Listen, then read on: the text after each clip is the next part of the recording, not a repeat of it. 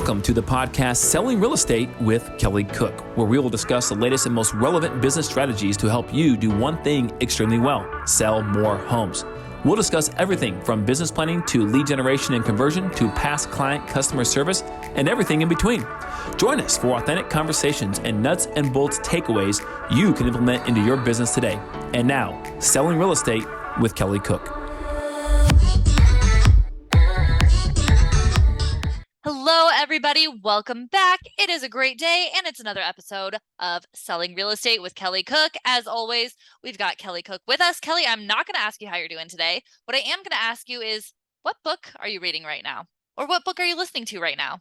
Oh, that's a great one. I came prepared today. You corrected yourself really well there. You know me very well.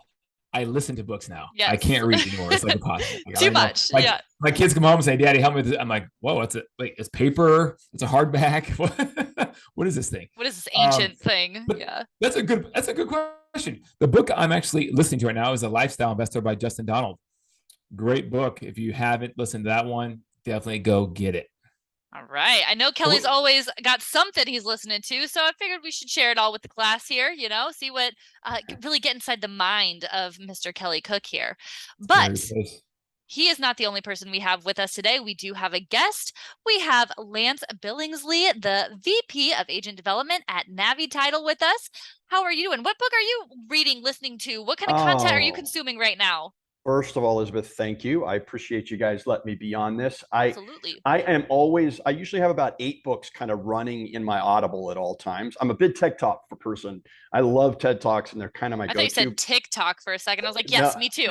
Well, there's that too. I do dances with my daughter, even though the gray beard is in play. I do dances with my daughter, but I always have a Brene Brown book, always on play. Dare to Lead is one we're kind of running through our office again right now. I actually was just with one of our EOs, and she had on her desk. I was like, gosh, I'm so glad you had that. She was like, I can't wait to start it. So I always have a good Brene Brown book. Lead with humility and shame and vulnerability. I believe in that at my core. And if it's not that, it's a good TED Talk. Wonderful. Well, thanks for sharing. Okay, so hold on. So what's your go-to TED Talk? Lance, come on. Anything Simon Sinek. He was the first TED Talk ever. And if I can get Simon Sinek on, even if it's going back to finding your why, that's always good for me. But anybody that doesn't read Brene, I always go listen to her TED Talks or her podcast. Either one of them are fantastic. So good. Yeah. Love it. Love it. Good I hope you wrote that down, guys. Those are some, these are 2 very well-listened people. I'm not going to say well-read, well-listened people. So make sure you're writing that down to add to your repertoire. Perfect. Well, kind of to carry on with the theme of what we've been talking about the past couple of episodes, we're really getting into the last push of the year, right? Things are starting to maybe slow down or speed up because we're heading toward the holidays, all of that. I don't know exactly what it looks like for you, but we're in that time of year where it's time to start thinking about your next year, right? We know your activities that you're doing now, that's how you're going to close out the year, and the planning that you're doing now, that's how your next year is really going to go, right? We got to start business planning now, start thinking about 2023. So we do have Lance here. He's going to touch on that a little bit. And then of course, being, in the title industry, we're going to talk a little bit about that as well. And kind of maybe if you're looking to partner up with some other title companies or, look at different vendors going into 2023, he'll kind of give us insights on what you should be looking for to surround yourself with a good team, right? All around. So I'll let you guys get into it. I'm excited for this one. Yeah, guys. So Lance is a wealth of knowledge. He steals most of his content, but he's really good actually at doing that. So and cut. You want to surround yourself with people that are smarter than you. So that's why I brought Lance in today. Okay, so man, he is extremely wise. So we're gonna get into some stuff here today.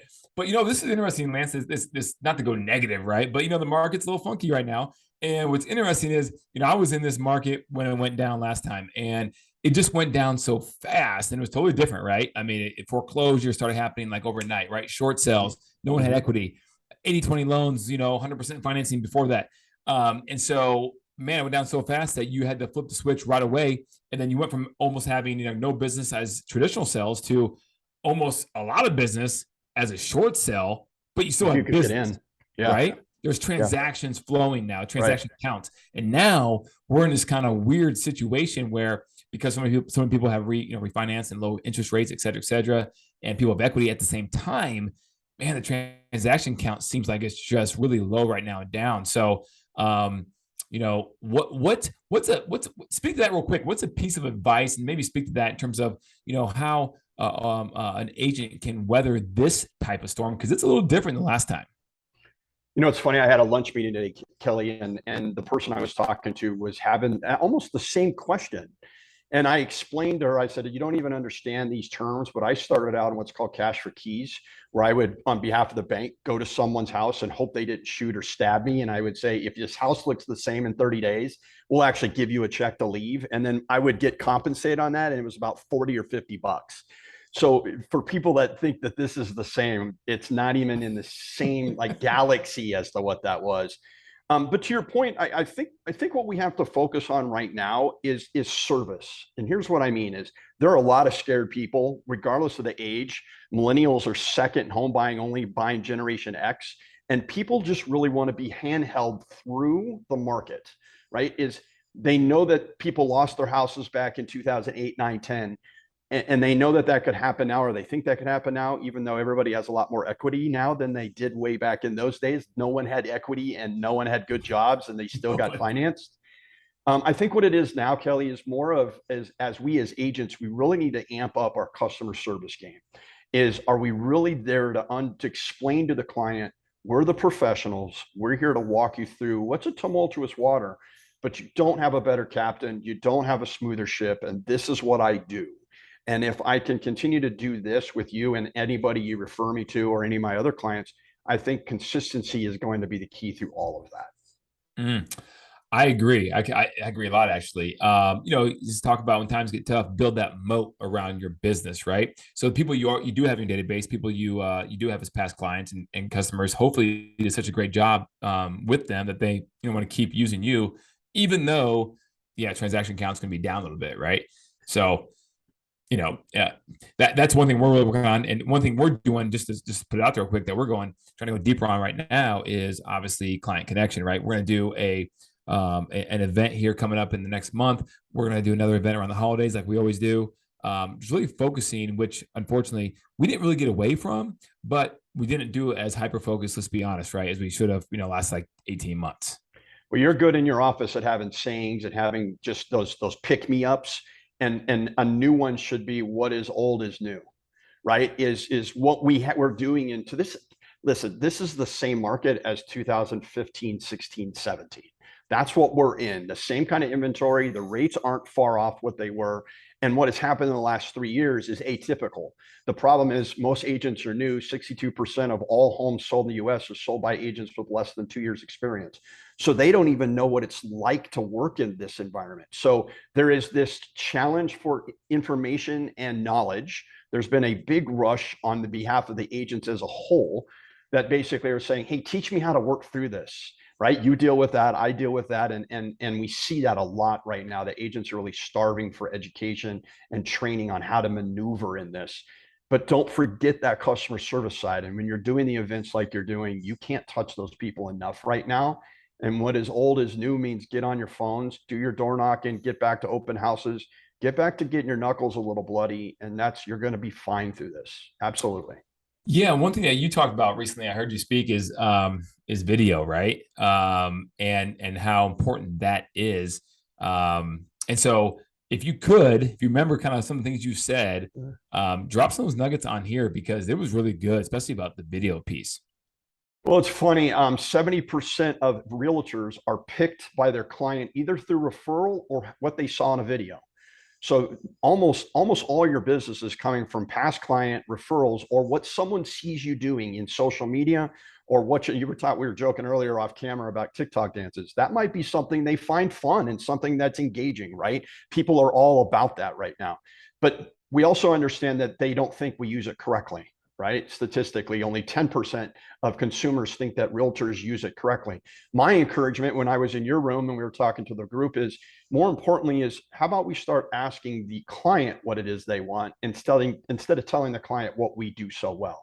We tend to walk into rooms and go, I do this, I sell this many homes, I have this much in revenue, I did this many sales. instead of going, hey, what do you know, Elizabeth, you're my client. What is it that you really want? And maybe we make this about you. I taught in another class, Kelly, is we all have lived by the golden rule. But if you step back, the golden rule is I'm going to treat others as I would like to be treated. It still comes back to me. Like, I'll be really nice to you as long as you're really nice to me. Yeah.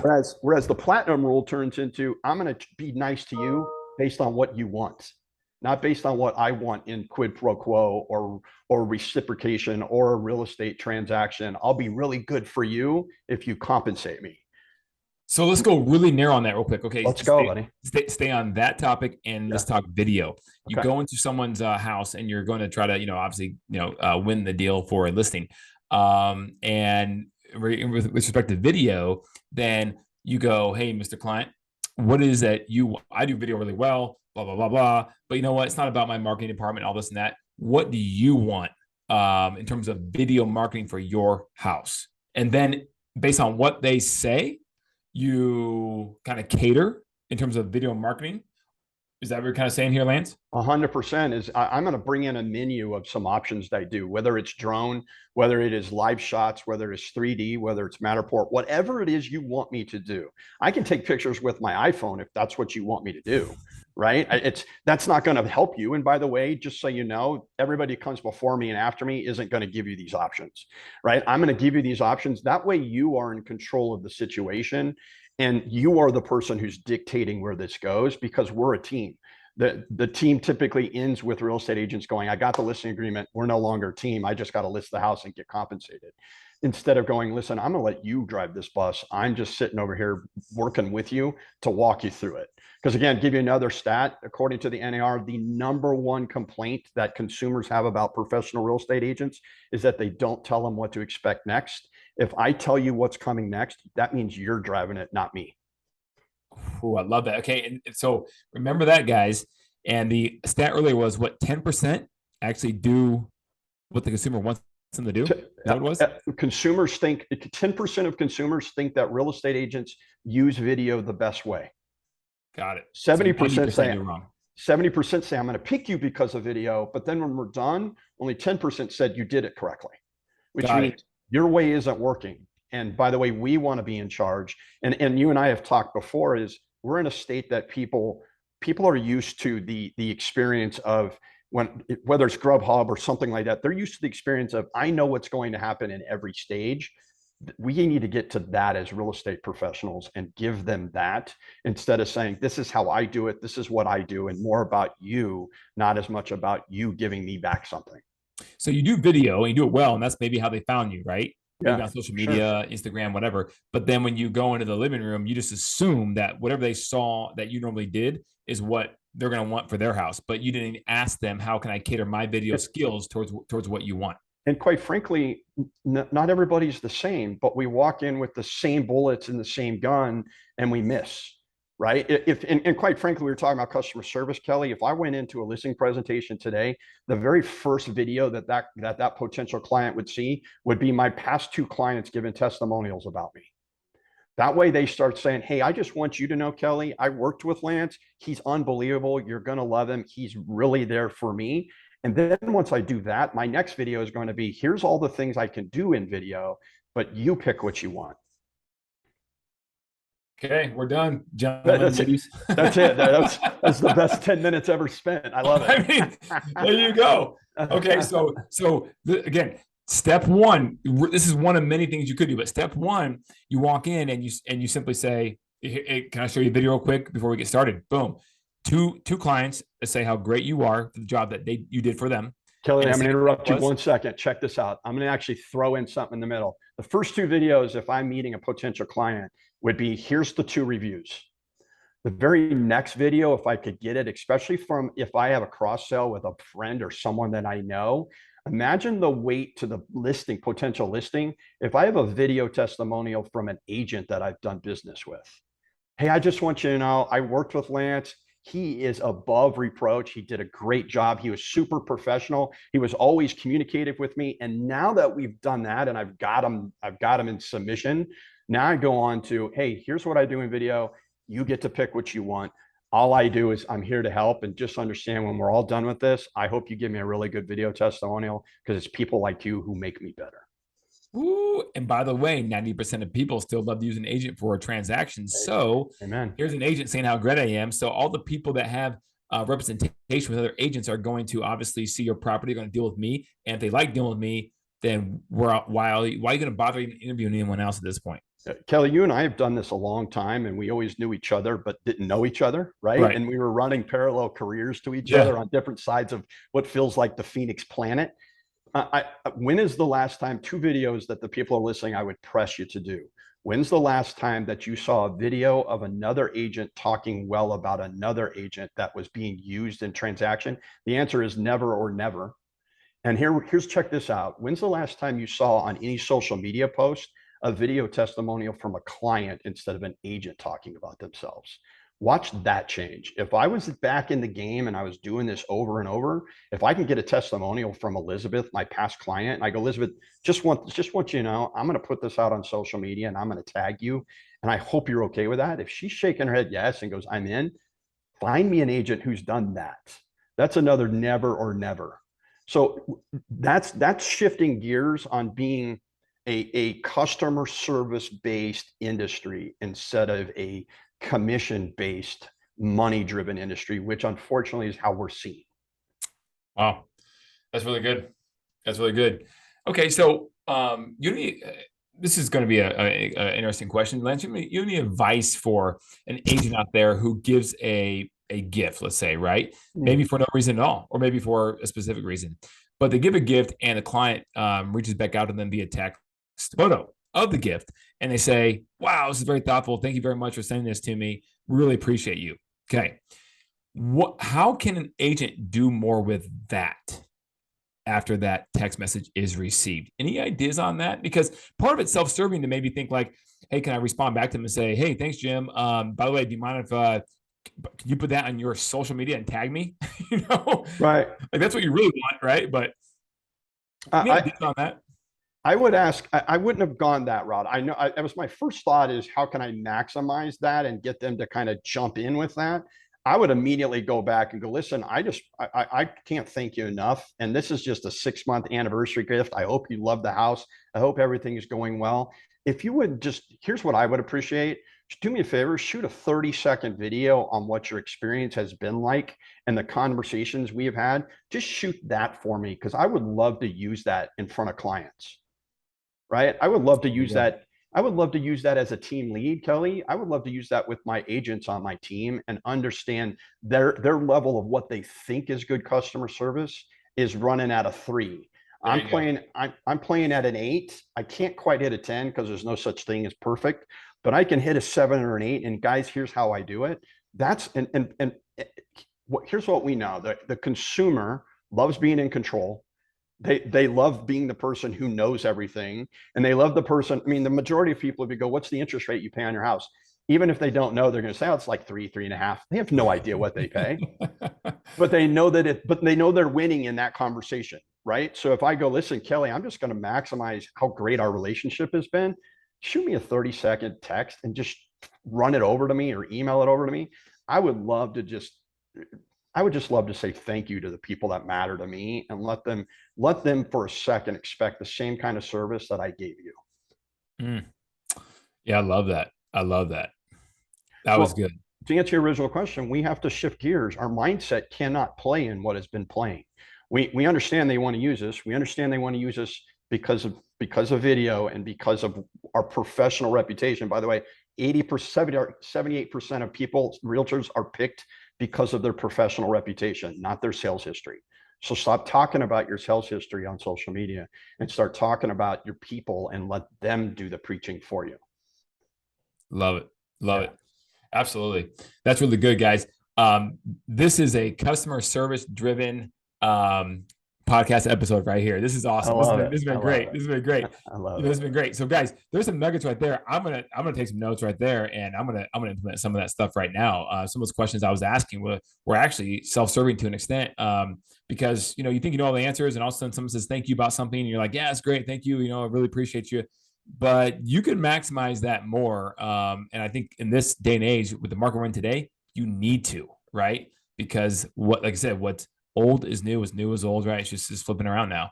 All right, Lance. So let's shift gears really quick. When it comes to the title side, right now, obviously, no matter if you're in an attorney state or an escrow state, wherever you are across the country, there are title companies, and I know it's different in different states to an extent, but you do need a good support team when you're an agent out there, right?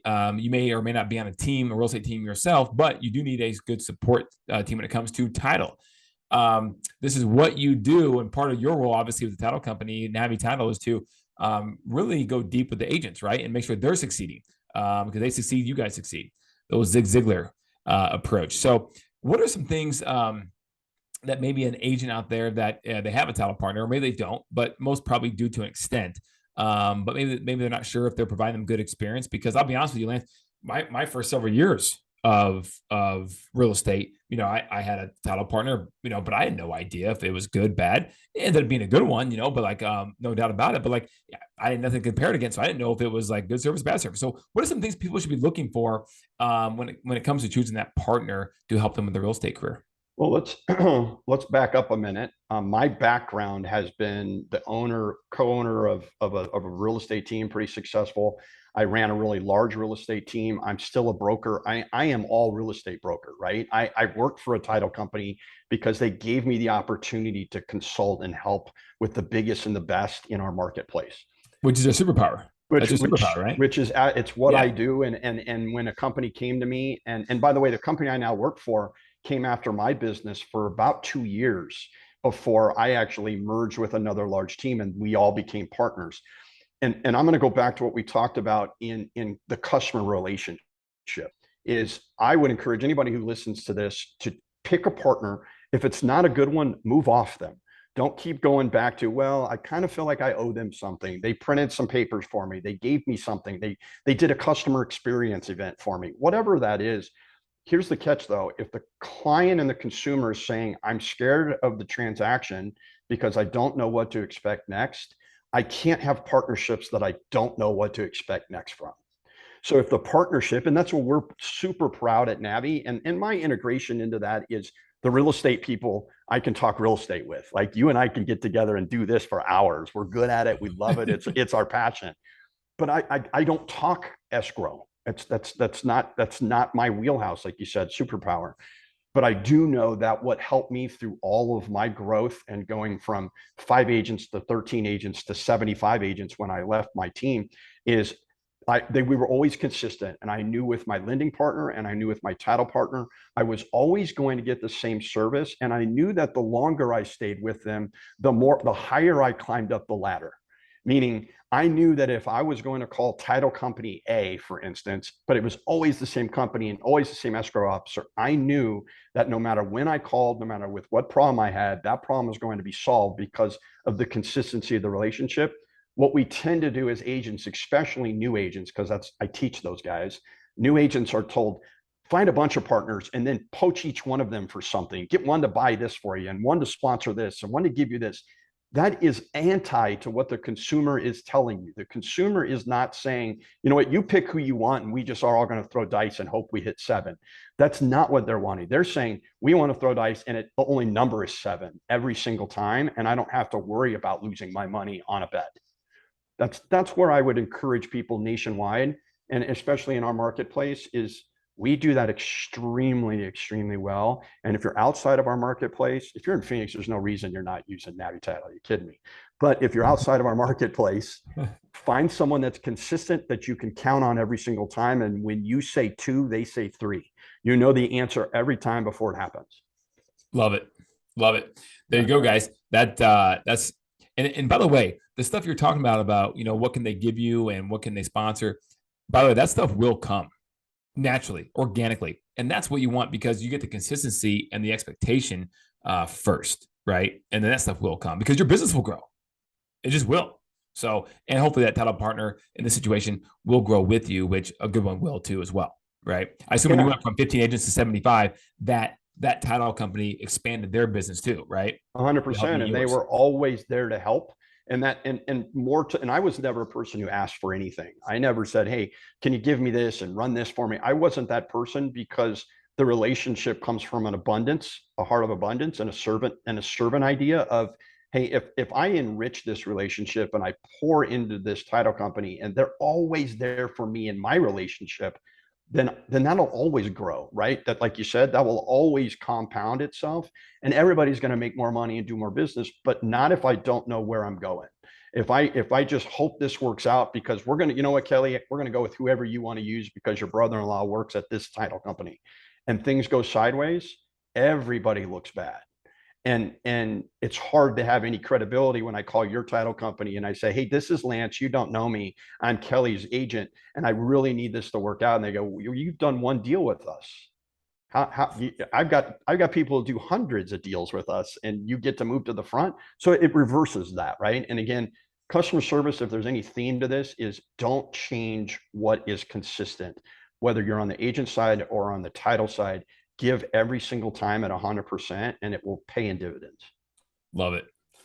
Love it. That's a mic drop right there. Okay. Hey, Lance, we always ask one person, we'll wrap it up right now, tie a bow on this. We always ask one person, every person that comes on this podcast, what's one thing that someone could I'm all about meat, potatoes, nuts, and bolts, right? So what's one thing that someone could maybe implement to their business here, the next week or so that's tangible, maybe intangible, that would really benefit them if they did X? I'm going to go old as new on this one, Kelly. If it were me, and it depends where I was at in my career. If I was a brand new agent, I would do 2 open houses a day. Every single day, I would find 2 open houses, and I would do 2 a day, and I would blast them, and I would be everywhere. And every time I did an open house and no one walked in, because that happens, and people don't walk in, I'd be building my CRM. I'd be building my threes, my touch 3 people, 3 past client, make 3 appointments every single day. You will live in this career as long as you want to, and it will pay dividends that you could only have ever dreamt of. But again, backed up old is what is old is new. If I was an experienced agent, I'd be calling cancels and expireds all day, every day, because there's about 15% of those in the marketplace right now. And that's low hanging fruit. Both those people have their hands up saying, I want to sell, I just didn't for whatever reason. You can come in and go, hey, let's work through this together. It sounds like the last experience wasn't good. So depending on where you're at in your career, if I'm a new agent and I have no book, I'm going to walk around going, do you have a house I can sit? Do you have a house I can sit? How can I do an open house? How fast can I do it? That's the quickest way to making money. And if I was experienced, I would call the low hanging fruit all day. FSBOs, cancels, expireds. Love it. Done. Money. All right. You guys heard it, right? You got 2 solutions there if you're based upon your career and your experience, if you're newer, older, or whatever it may be. So guys, the key is take action. Don't just listen to this podcast and do nothing. You have to take action, get out there and actually do something. And guess what? Good things will happen even in a down market. We all know we were part of it back when last time the market crashed. So take our advice, because you know what? Sometimes older people, in a very nice way, like me too, Lance, we're wiser. Yeah. I had hair and my beard wasn't gray when I started in this, buddy. I had to make an old reference in there somehow. Of course you did. Of course you did. Epic. All right. Elizabeth, take us away out. Get us out of here, Elizabeth. Oh yeah. Well, that was as I thought it would be. That was amazing. Thank you so much, Lance. So much stuff, and you kept it going. There was no pauses. It was just hit after hit after hit of good information. So thank you so much. You truly are a wealth of knowledge. We really appreciate you having you here. And if anybody has any questions, wants to just talk shop with you, any of that stuff, wants to use your title company, if they're in the Phoenix area, where can they reach out to you? Super easy. I'm on all social media, Lance.Billingsley, whether it's IG, TikTok, in Facebook, in any of that stuff. I told you I do dances with my daughter. So I'm in that club. I get it. And I'm super easy to find. My email is lance@navititle.com, or just, I'm everywhere on social media. If you Google Lance Billingsley, I'm super easy to find. Wonderful. Great. Well, make sure you reach out to him. Lots of good stuff, lots of good TED Talk recommendations for you as well. So reach out to Lance. And Kelly, if anybody has any questions for you, maybe, topics they want us to cover on an upcoming podcast, just want to talk shop, where can they reach out to you? Yeah, we've got a couple of those recommendations, by the way, with topics guys over the past several months, which has been awesome. But 480-227-2028, call or text, or info@kellycookhomes.com. Yeah, absolutely. And lastly, can't let you go without reminding you that if building a real estate team is in your future, maybe your 2023 plans, after you've implemented all of this great stuff that we're giving you for your team, and you can execute on that, go on over to buildyourrealestateteam.com. Kelly has laid out the plan for you. He's got it all there. As we know, he's old, so he's wise to kind of throw it back. So he's got it all planned out for you, all mapped out. Go to buildyourrealestateteam.com. Other than that, we will see you all next week with some more great nuggets and information for you. Bye, guys. Bye. Love it. You guys. See you, Lance. Thanks, Elizabeth. Thanks.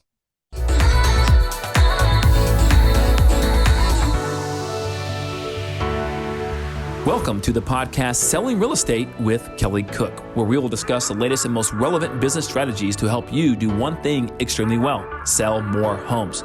We'll discuss everything from business planning to lead generation and conversion to past client customer service and everything in between. Join us for authentic conversations and nuts and bolts takeaways you can implement into your business today. And now, Selling Real Estate with Kelly Cook.